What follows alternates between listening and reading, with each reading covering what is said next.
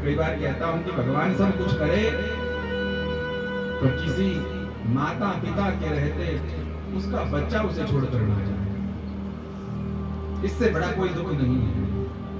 पुत्र शोकम महाकष्टम।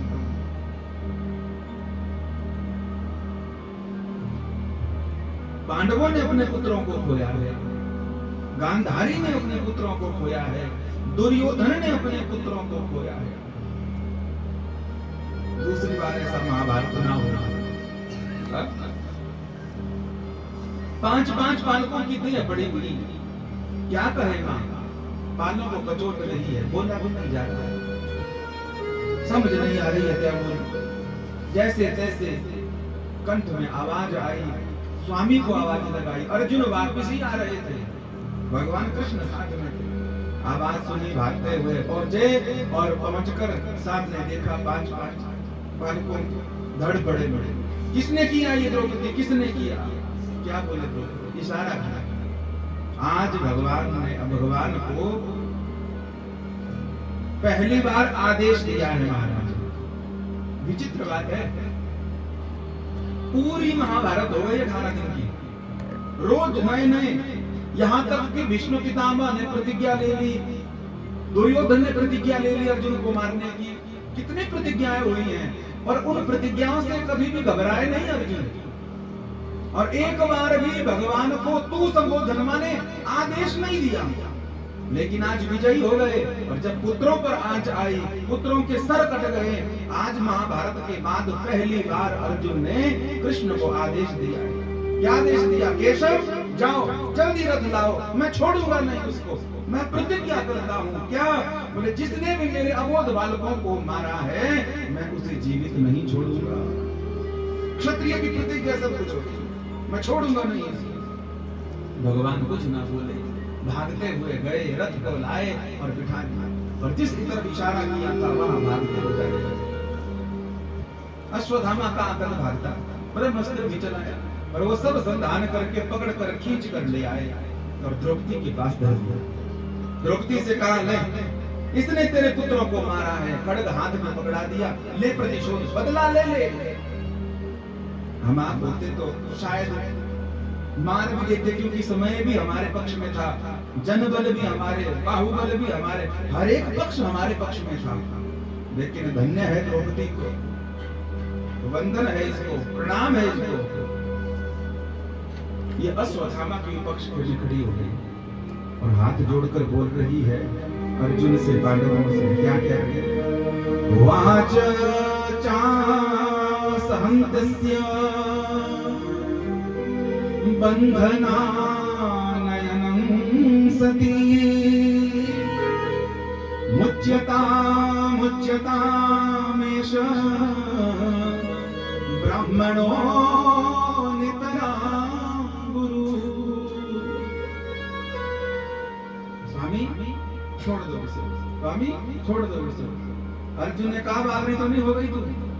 इसने तेरे सोए बालकों को काट दिया और तू कहती है कि छोड़। खबरदार, ऐसा कहा तो मैं छोड़ूंगा नहीं इसे, मैंने प्रतिज्ञा करी है, मारूंगा इसे। हाथ जोड़कर द्रौपदी बोली, स्वामी मैं एक मां हूं और एक मां का दर्द मां ही समझ सकती। इनकी जो माता जी हैं उनका नाम कृपी है, द्रोणाचार्य की पत्नी है, और द्रोणाचार्य जी ने आपको धनुर्विद्या सिखाई है। द्रोणाचार्य जी ने गुरु लगते हैं, द्रोणाचार्य जी ने धनुर्विद्या सिखाई है। उनका इकलौता बेटा अश्वत्थामा है। और ध्यान देना, जो ब्रह्म अस्त्र सबसे श्रेष्ठ अस्त्र था गुरु जी के पास, वो अपने पुत्र को भी दिया, अपने शिष्य को भी दिया, दोनों को चलाना भी सिखाया। लेकिन चलाने के बाद वापिस हो जावे शस्त्र, ये विद्या केवल उन्होंने अर्जुन को प्रदान करी थी। अश्वत्थामा को तो ये कहा कि तू बस चला सकता है, वापिस आने की नहीं। अर्थात अपने पुत्र से भी ज्यादा शिष्य को समझा अर्जुन को, क्योंकि वो पात्र थे। और आज ऐसे गुरुजी वीरगति को प्राप्त हो गए हैं रणांगण की भूमि में। उनकी विधवा कृपी जो है विचार कर रही होगी कि मेरा पुत्र ही अब मेरा एकमात्र सहारा है। अब उस विद्या उस विधवा को हम दुखी करेंगे, उस विधवा के पुत्र को अगर हम समाप्त करेंगे तो और दोषों से भले ही बच जाए, लेकिन विधवा के, नारी के संताप से, विधवा के संताप से और ब्रह्म हत्या का दोष और लग जाएगा हमारे कुल को। इन तीन दोषों से कौन मुक्ति करवाएगा? इसका तो प्रायश्चित भी नहीं है। ब्राह्मणों नितराम गुरु।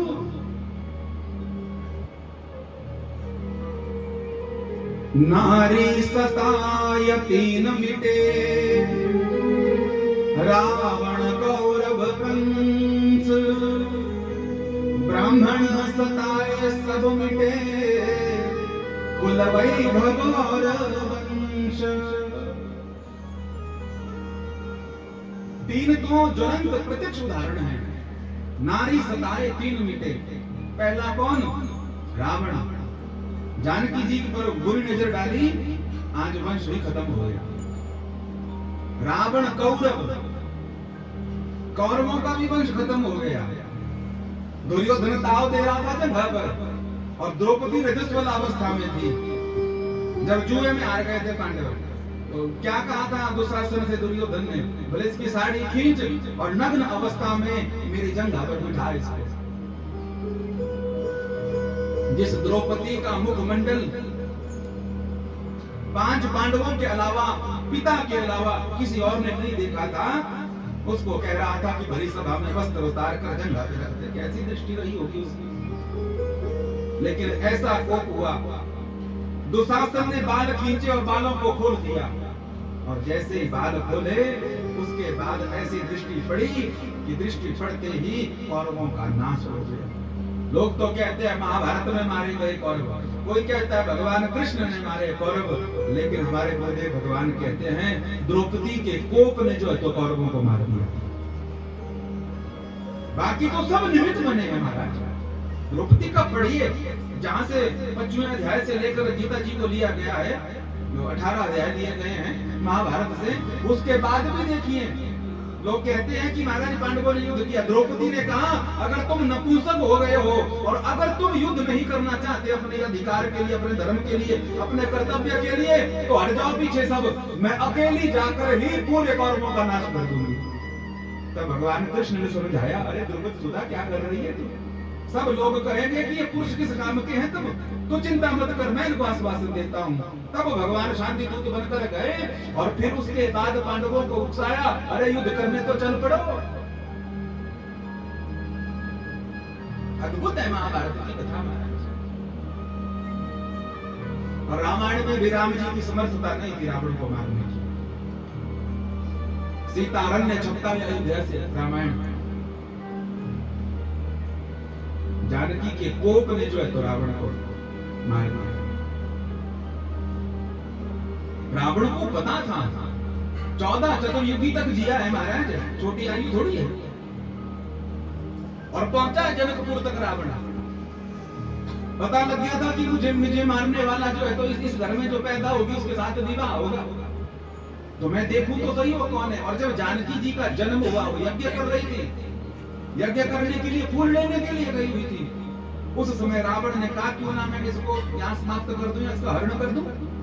और जब परेशान करने लगा, तंग करने लगा, यहाँ तक कि रावण रूपवान था बड़ा भारी, तो पहले तो ये सोचा कि मैं इसको रूप में फंसा कर विवाह कर दूंगा।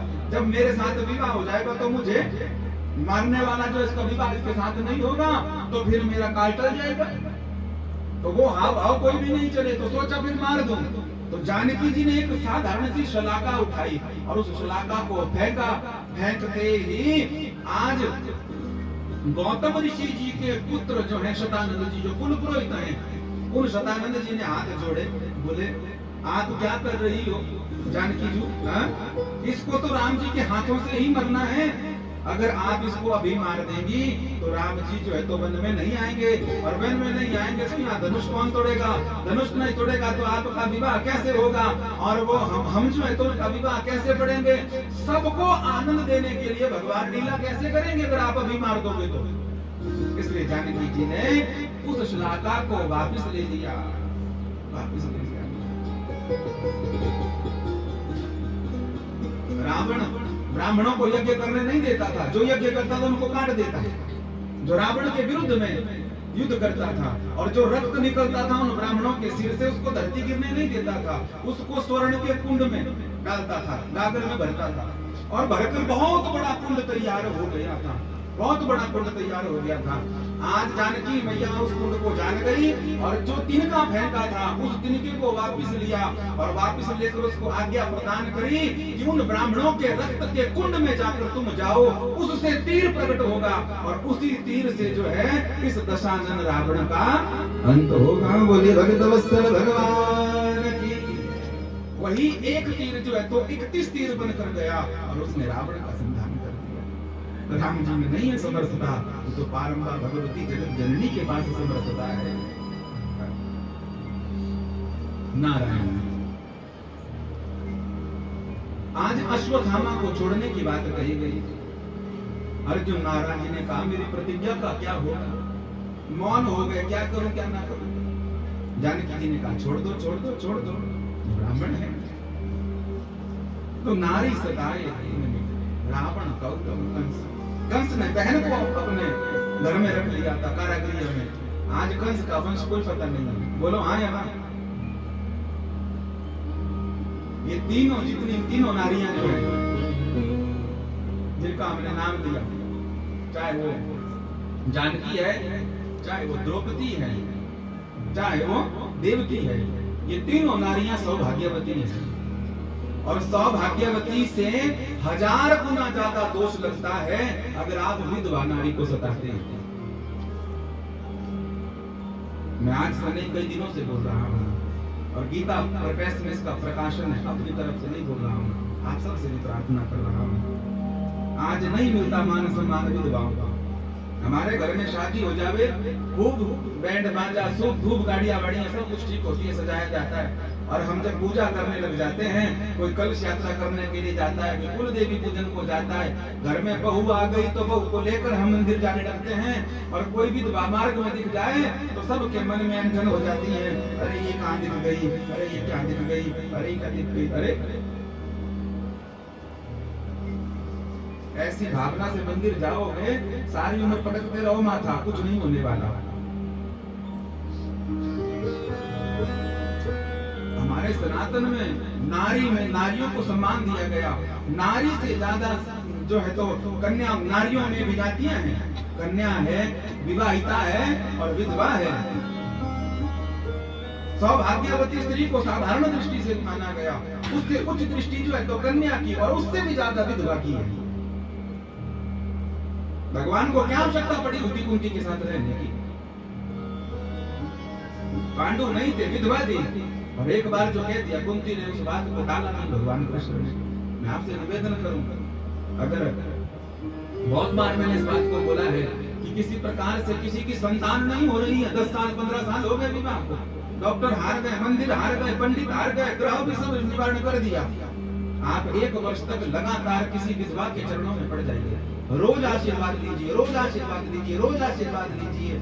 भगवान ने चाहा तो जो काम भगवान नहीं कर पाए, जो देवता नहीं कर पाए, जो पंडित पुरोहित नहीं कर पाए, जो काम ग्रह नहीं कर पाए, जो कर्म कांड नहीं कर पाया, वो काम विधवा के आशीर्वाद से हो जाएगा, विधवा के आशीर्वाद से। 1000 गौ माता को साल भर भोजन पानी खिलाने पिलाने से जो फल मिलता है, वो एक विधवा को 1 पानी का गिलास देने से मिलता है। इतना भारी फल है, गीता प्रेस में प्रकाशन है इसका।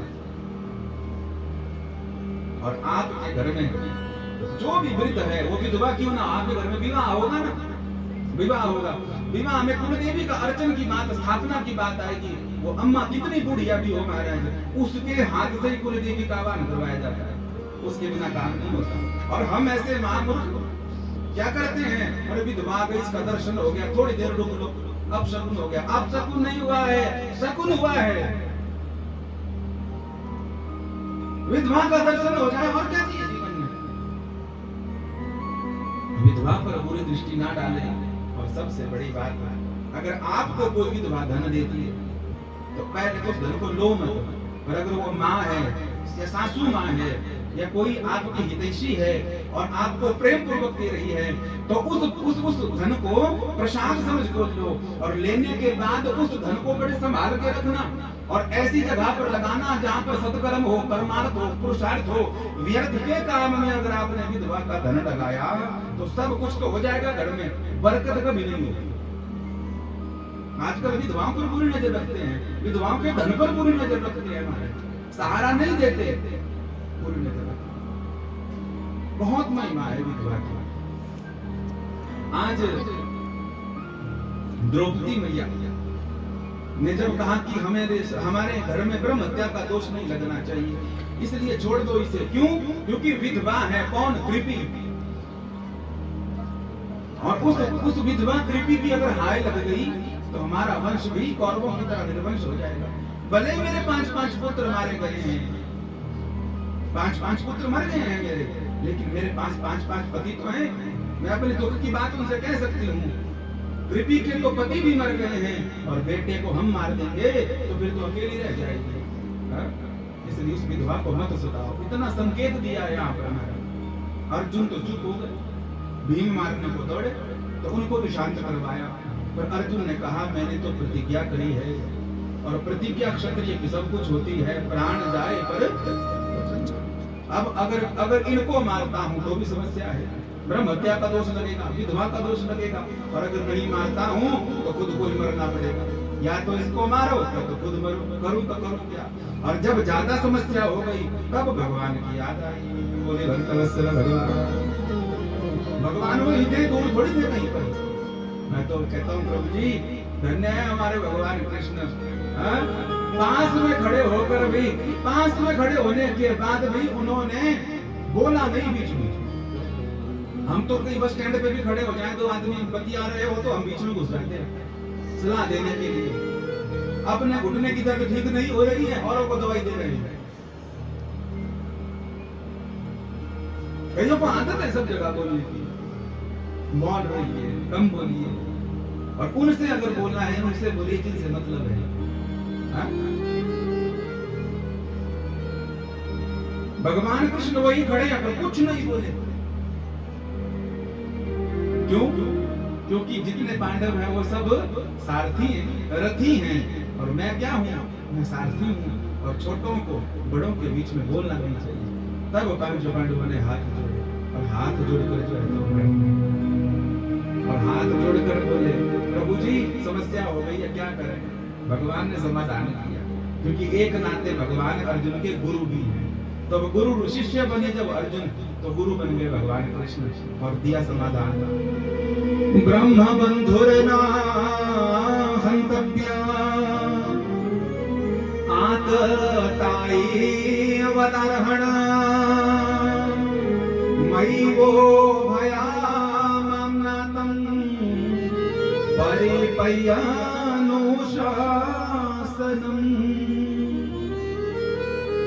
क्या करूं? भगवान बोले ब्रह्म बंधुर न हंतव्य आतताई अवतारण। ब्राह्मण को मारना नहीं चाहिए, ब्रह्म हत्या का दोष लगेगा, आतताई को छोड़ना नहीं चाहिए। ये दोनों बातें लिखी हैं शास्त्रों में। ऐसा काम करना अर्जुन जिस काम से तेरा धर्म भी रह जाए, तेरी प्रतिज्ञा भी रह जाए, और क्या बोले महाराज ब्रह्म हत्या का दोष भी ना लगे, विधवा का दोष भी ना लगे। अर्जुन ने कहा ये टेढ़ी टांग वाला कभी सीधी बात न करे, तब प्रार्थना करी और भगवान योगेश्वर का ध्यान किया और योगेश्वर भगवान ने कृपा कर दी। महाराज क्या किया अर्जुन ने? ऐसी मति अर्जुन को आ गई कि अश्वत्थामा को शरीर से तो नहीं मारा। 10 प्रकार के वध है शास्त्रों में, 6 प्रकार के प्रसिद्ध है, और 6 प्रकार के वधों में एक वध है चित्रवध। आजकल आप देखते हैं ना, कोई चोरी करे, गलत काम करे तो उसका मुंह काला करते हैं, जूता पहनाते हैं, गधे पे बिठा देते हैं, नगर में घुमाते हैं, करते हैं ऐसा। ये मरने से भी ज्यादा सजा होती है, क्योंकि भले वो मुंह धोले में, भले जूता उतार ले, गधे से भी उतर जावे, कल को बढ़िया गाड़ी में घूमे, लेकिन पहचान क्या हो जाएगी? उंगली से दिखाया जाएगा, और जितनी बार उंगली से दिखाया जाएगा उतनी बार वो मरता जाएगा, मरता जाएगा, मरता जाएगा। पांडवों ने क्या किया? ब्राह्मण है तो ब्रह्म हत्या का दोष ना लगे, इसलिए सर के आधी भद्रा कर दी, आधे सर के बाल काट दी, आधे मुख के बाल काट दी, हैं? शिखा नोच डाली, माथे पर तिलक ताबी पे कुमड़ी खींच डाली और धक्का देकर भरी सभा से निकाल दिया। ये चित्रवध है, इसको चरित्रवध भी कहा जाता है। 6 वधों में एक वध है। अश्वत्थामा तो चला गया, यहाँ पर सवेरा हुआ। सवेरे होकर भगवान ने जब लीला देखी तो खुश हो गए, बोले चेला जो है तो आगे निकल गया, क्योंकि 700 श्लोकों का पाठ पढ़ाया था और जब तक परीक्षा नहीं होगी तब तक अगली कक्षा में कैसे पहुंचेंगे। तो ये परीक्षा का समय था और उसमें उत्तीर्ण हुए अर्जुन। बढ़िया काम किया, प्रतिज्ञा भी रह गई, ब्रह्म हत्या का दोष भी नहीं लगा और विधवा का दोष भी नहीं लगा। सवेरा हुआ, सबकी अग्नि संस्कार, जितने भी कौरव गए थे उन सबका संस्कार किया और भगवान भी अब रथ पर बैठकर जाने की तैयारी करने लगे। अब इतनी देर में एक घटना घट गई। क्या हुआ? अभिमन्यु की विधवा, अर्जुन की पुत्र वधू, जिसका नाम था उत्तरा, वो भागती हुई आई, वो विधवा है और भगवान श्री कृष्ण को पुकार रहे। कभी अवसर मिले तो केवल विधवा पर बोलने का अधिकार मिले तो 7 दिन तक केवल। और ऐसे ऐसे वर्णन है महाराज स्त्रियों के। आज विधवा आई है उत्तरा और उसने आवाज लगाई है, भगवान पुकारा है, पाहे पाहे महायोगिना देव देव जगतपते नान्यम त्वद् भयं पश्ये यत्र मृत्यु परस्परम। आज हाथ उठाकर भागती हुई आ रही है, वस्त्र का ध्यान नहीं और भगवान को पुकार रही है। श्रवण करने वाली बात है। 5 योद्धा ससुर जी खड़े हैं वहां पर, अर्जुन जैसे, युधिष्ठिर जैसे, भीम जैसे, लेकिन उनको नहीं पुकारा। सासू माँ खड़ी हुई है वहां पर, द्रौपदी, उसको भी नहीं पुकारा। कुंती खड़ी है वहां पर, अनुभव का भंडार, लेकिन उसको भी नहीं पुकारा। किसको पुकारा? भगवान को। क्यों पुकारा महाराज? कभी किया विचार आपने? उनको क्यों नहीं पुकारा? इसलिए नहीं पुकारा क्योंकि उत्तरा को द्रौपदी मैया ने जब गृह प्रवेश हुआ था ना, अभिमन्यु का विवाह हुआ था, तो गृह प्रवेश में सासू माँ अपने बहू को कुछ देती है।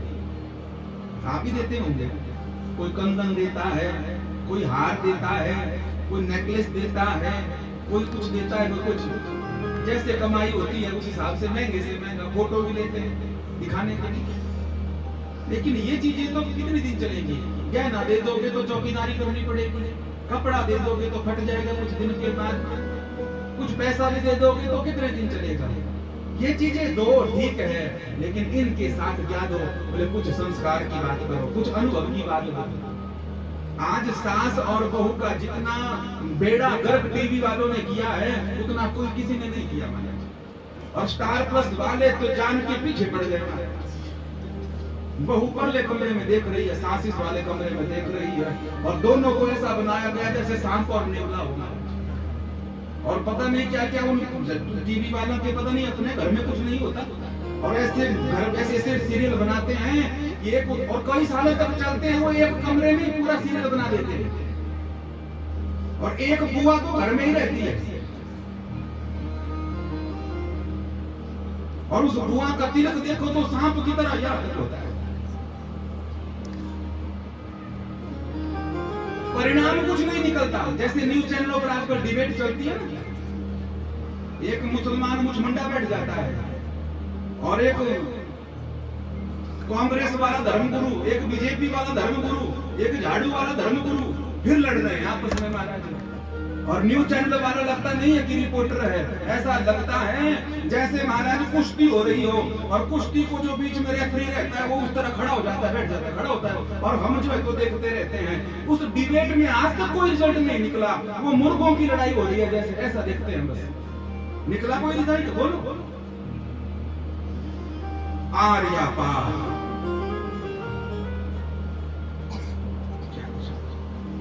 लेकिन पढ़िए इन ग्रंथों को, जितना पवित्र रिश्ता सास और बहू का है उतना पवित्र रिश्ता नहीं हो सकता। पढ़िए रामचरितमानस को।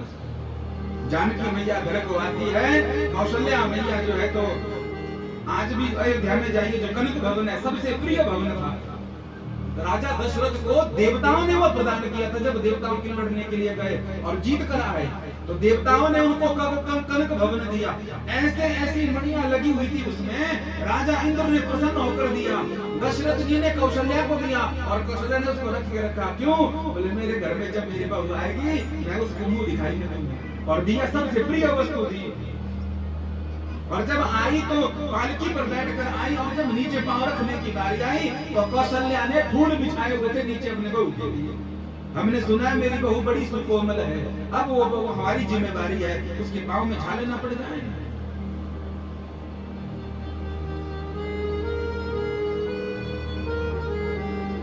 और महाभारत देखिए, महाभारत में भी जब द्रौपदी का विवाह हुआ था पांडवों के साथ तो मुख दिखाई में और तो कुछ नहीं था कुंती के पास। कुंती ने हृदय से लगाया, मुख दिखाई करी और बोले बेटी तू मेरी बहू नहीं, तू मेरी बेटी है। आज से मैं तुझे और क्या दूं? देने को तो मैं तुझे इतनी तपस्वी है कुंती महाराज। ये पांडव जितने देवताओं के अंश ही तो हैं। कर्ण जैसा पुत्र सूर्य से प्राप्त हुआ है, क्या नहीं कर सकती जी। लेकिन क्या कहा? बोले ये सब चीजें काम की नहीं है, मैं तुझे ऐसी चीज दूंगी जो जीवन भर तेरे साथ रहेगी। तो कान में उन्होंने संस्कार दिए, शब्द बोले। क्या कहा? क्या मेरे जीवन में बड़ा भारी दुख आया है, जीवन भर दुख रहा मेरे जीवन में, लेकिन उस दुख में मैंने भगवान को कभी नहीं बुलाया। मैं तुझसे कहती है तू तेरे से मेरा वंश चलेगा, मेरा परिवार चलेगा। मेरे पास और कुछ हो ना हो पर ये अनुभव है, मैं अनुभव तुझे दे रही हूँ। क्या द्रौपदी? तेरे जीवन में कभी दुख ना आए, पर अगर तेरे जीवन में दुख आया तो क्या करना? बोले उस दुख के समय तू भगवान को याद करना, मुझे याद मत करना। हम काम नहीं आएंगे। इन पतियों को याद मत करना, ये भी काम नहीं आएंगे। तो कौन आएगा? बोले वो जो सबका रक्षण रखवाला है वही तेरे भी काम आएगा। द्रौपदी कहने लगी कि उस समय, ये उत्तरा को सुना रही है, जो कुंती ने दिया था वो दे रही है आज उत्तरा को, अपनी बहू को। कोई कंगन आभूषण नहीं दे रही है, ये चीज दे रही है, बाकी सब बाद में। और आती बात क्या कहा कि मेरी माता ने, जब मेरी सासू माँ ने, कुंती ने मुझे आश्वासन दिया, ये शब्द कहे, तो उस समय तो सुख था मेरे जीवन में, तो मैंने उन बातों को ज्यादा ध्यान नहीं दिया, पर हृदय में रख लिया। दिया है तो रख लिया। और जब दुख आया मेरे जीवन में, भरी सभा में मुझे नग्न करने की बात चली, मैं रजस वाला अवस्था में थी। वहां पर द्रोणाचार्य थे, वहां पर कृपाचार्य थे, वहां पर धृतराष्ट्र था, वहां पर कौन विष्णु पितामह थे, वहां पर मेरे 5 पति विराजमान थे। मैंने सबको बुलाया और कोई नहीं आया मेरे पास, कोई नहीं आया मेरे पास। मैं एक जैसे भटकी हुई हिरनी नगर में घूमती है, छोटा सा बच्चा घूमता है हिरनी का और सोचता है कि मेरी माँ यहाँ मिल जाए, मेरी माँ यहाँ मिल जाए, मेरी माँ यहाँ मिल जाए। यहाँ नया नया बालक पैदा हो गौ माता का, गौ माता चरने को भेज दो, वो बालक खुटिया से बंधा हुआ उछलता रहता है, इधर उधर देखता रहता है, कहाँ गई मेरी माँ, कहाँ गई मेरी माँ, कहाँ गई मेरी माँ। वैसे ही मैं ढूंढ रही थी कि कोई तो मेरी ओर देखे जिसको मैं कहूँ कि मैं दुखी हूँ, लेकिन कोई नहीं था वहां पर। और दुशासन जो है मेरी साड़ी को पकड़कर खींचने लगा। आज तक मेरे शरीर को पांडवों के अलावा, मेरे पिता के अलावा किसी और ने देखा नहीं था, लेकिन आज बड़ी सभा में मुझे नग्न करने की बात हुई। जब साड़ी खींची तब मुझे कुंती मैया की बात याद आई। बिटिया, जब तेरे जीवन में कोई साथ नहीं देगा उस समय भगवान को याद करना, वो प्रभु तेरी याद पर प्रभु तेरी मदद करेंगे। और ऐसा नहीं कि भगवान दूर थे, वो पास में ही थे, लेकिन बुलाया नहीं जा रहा था। आज नेत्र बंद कर दिए, सब सहारे जब बंद हो गए, तब हाथ जोड़कर प्रभु से प्रार्थना करती है और भगवान को बुला रही है द्रौपदी बालक। क्या बुलाया? कहाँ छुप गए मेरे बांके बिहारी, कहाँ छुप गए मेरे बांके बिहारी, यहाँ लाज मेरी जा रही है, लाज मेरी जा रही है, ओ यहाँ लाज मेरी जा रही है, यहाँ लाज मेरी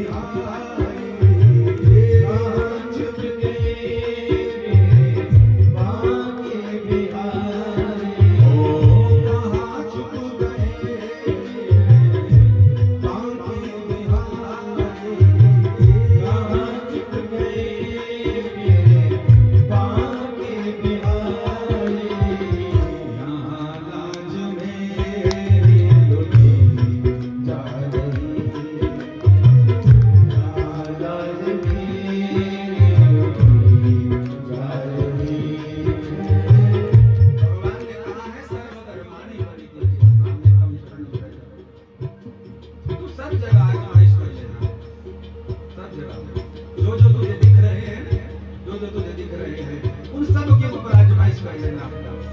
फिर क्या कहते हैं, जब वो कोई काम नहीं आए तो मैं तो तुझे दिख नहीं रहा हूँ, बिना दिखे भी तो मुझे पुकारना है, और जब कोई तेरे पास नहीं होगा और तू मुझे आर्त स्वर से पाएगा, मैं सामने खड़ा हूँ, मैं तुझे सामने। ये भगवान की प्रतिज्ञा है, भगवान का संकल्प है। सुनी तेरे भगवन ने जब द्रौपदी की, सुनी तेरे भगवन ने जब द्रौपदी की, सुनी तेरे भगवन ने जब द्रौपदी की, सुनी तेरे भगवन ने जब द्रौपदी की, उन्हें याद आई अपने वचन की, उन्हें याद आई अपने वचन की, उन्हें याद आई अपने वचन की, उन्हें याद आई अपने वचन की। नदी तेरे कृष्ण ने सभा में पधारे, नदी तेरे कृष्ण ने सभा में पधारे, नदी तेरे कृष्ण ने सभा में पधारे, नदी तेरे कृष्ण ने सभा में पधारे। दुशासन की ताकत घटी जा रही है, दुशासन की ताकत घटी जा रही है। कहाँ छिप गए बांके बिहारी, कहाँ छिप गए बांके बिहारी, यहाँ जांच में लुटी जा रही है, यहाँ जांच में लुटी जा रही है। आप कहेंगे तो वहाँ पर की बात कहता की बात सभी की बात, क्या भगवान भी आते हैं? आते हैं। मैं आपसे पूछूं, आपने बुलाया क्या?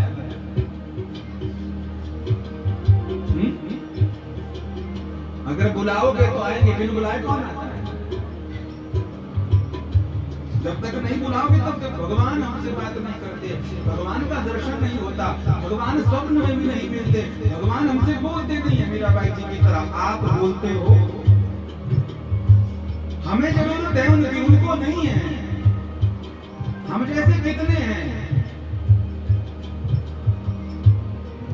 हम पुकारते नहीं, कहाँ आएंगे? द्रौपदी ने कह दिया था यहाँ पर कि मेरे समय में भी कोई नहीं आएगा, और मेरे पास समय था। मैं तुझे आश्वासन देती हूँ, उत्तरा तेरे जीवन में दुख आए किसी का भरोसा मत करना, सबसे पहले भगवान का नाम लेना, उसके बाद जो करना बस करना। अस्पताल भी जाना हो तो पहले भगवान को प्रणाम करिए, और जाने के बाद जब अस्पताल पहुंचोगे तो वहां डॉक्टर नहीं मिलेगा, डॉक्टर के रूप में भगवान ही खड़े मिलेंगे। कोर्ट में भी जाना हो तो भगवान को प्रणाम करके जाइए, वहां पर वकील नहीं मिलेंगे, जज नहीं मिलेंगे, भगवान ही खड़े मिलेंगे। आप जहां भी यात्रा करने के लिए जा रहे हो, भगवान को प्रणाम करिए। हमारे पिछले साल की घटना हम सब बड़ी में गए थे, और इतनी बारिश हुई, इतनी बारिश हुई, इतनी बारिश हुई, क्या बताऊं, लेकिन हमें पता ही नहीं चला। वो तो जब कथा पूरी करके मणि महेश से वापिस आ गए, तब रास्ता देखा, और यहाँ से हमारे सुंदरनगर से गाड़ी से भी गए थे, वो 3 दिन तक फंसे रहे बीच में जोत में, और हमको भगवान ऐसे लेके गए जैसे मंडी से चंडीगढ़ जाते हैं। मानने वाले की तो नहीं निकली पाए, हम सब साथ में थे, और जब आखिरी बार रास्ता देखा तो घबरा गए, फंस जाते तो क्या होता, रोटी भी ना मिलती। उनको हुआ ऐसा, इतनी सर्दी में ठंडी में गाड़ी में रहना पड़ा, तीसरे दिन आगे नहीं गए, वापिस लौटना पड़ा। कश्मीर हमको कॉल करके हमारे शिष्य भी हैं, तो कहने लगे मुझे गुरुजी भगवान की कृपा से बच गए। मैंने कहा आप बच गए, हम तो ऊपर गए, कथा सुनी, दर्शन भी किए, वापिस भी आ गए, बाल विवाह नहीं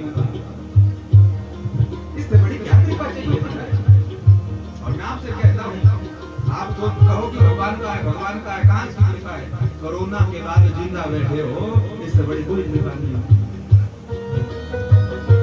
कोरोना में मरते तो बेटा भी खिलाने नहीं आता, पता नहीं किसके हाथ में आना पड़ता, और जलने को मिलते भी कि नहीं पता नहीं कहाँ है कि बहुत खरवार बेगानियों में फेंक दिए कहीं।